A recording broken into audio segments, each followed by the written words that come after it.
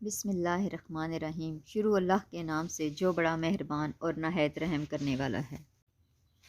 السلام علیکم دوستو، آج جو قصہ میں بیان کر رہی ہوں یہ ہے لا حول ولا قوت الا باللہ کی برکت کا قصہ۔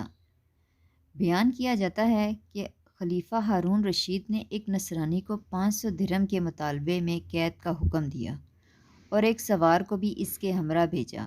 سوار نے دیکھا کہ راستے میں ایک شخص گھاس کا بوجھ اٹھائے جا رہا ہے اور اس کا بوجھ ایک طرف کو جھکا ہوا ہے۔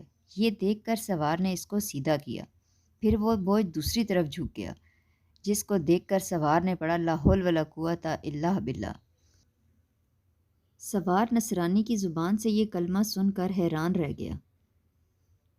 یہ دیکھ کر سوار نے نصرانی سے کہا، جب تم اس کلمے کی اتنی قدر کرتے ہو، اس کو اتنا بابرکت سمجھتے ہو، تو اللہ پر ایمان کیوں نہیں لاتے، جس کے نام کی عظمت اس کلمے کو یہ بابرکت حاصل ہوئی ہے؟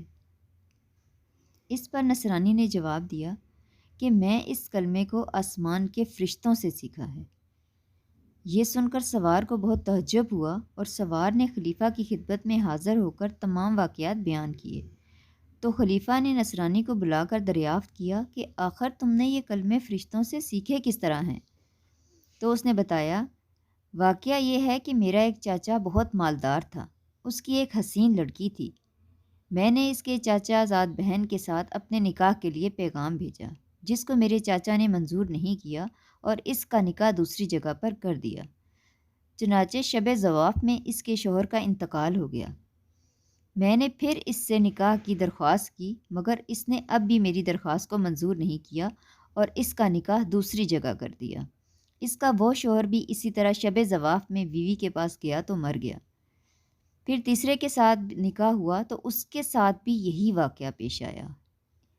اس کے بعد چوتھی مرتبہ پھر میں نے اپنے عقد کے لیے پیغام بھیجا تو مجبوراً چاچا نے اس لڑکی کا نکاح مجھ سے کر دیا، کیونکہ متواتر ان حادثات کے بعد کوئی بھی دوسرا لڑکا اس لڑکی سے شادی کرنے کو تیار نہیں تھا۔ آخر میں نے دیکھا کہ خلوت کے وقت شیطان ایک خوفناک شکل میں ظاہر ہوا اور اس نے زور سے ایک چیخ مار کر کہا، تو کہاں سے آیا ہے؟ میں نے جواب دیا، میں اپنی بیوی کے پاس آیا ہوں۔ تو وہ شیطان کہنے لگا کہ تجھے معلوم نہیں میں نے اس کے پہلے شوہروں کے ساتھ کیا معاملہ کیا؟ میں نے جواب دیا، مجھے معلوم ہے۔ یہ سن کر وہ شیطان کہنے لگا، اگر تو اس بات پر راضی ہو جائے کہ یہ عورت رات کو میرے لیے ہو اور دن کو تیرے لیے تو بہتر ہے، ورنہ میں تجھے بھی مار ڈالوں گا۔ میں نے اس کی بات کو منظور کر لیا اور اس طرح ایک مدت گزر گئی۔ تو ایک روز شیطان نے مجھ سے کہا کہ آج میں رات کو مولا علی کی باتیں چوری چوری سننے کے لیے جاؤں گا، کیونکہ آج میری باری ہے۔ کیا تم بھی میرے ساتھ آسمان پر چلنے کو تیار ہو؟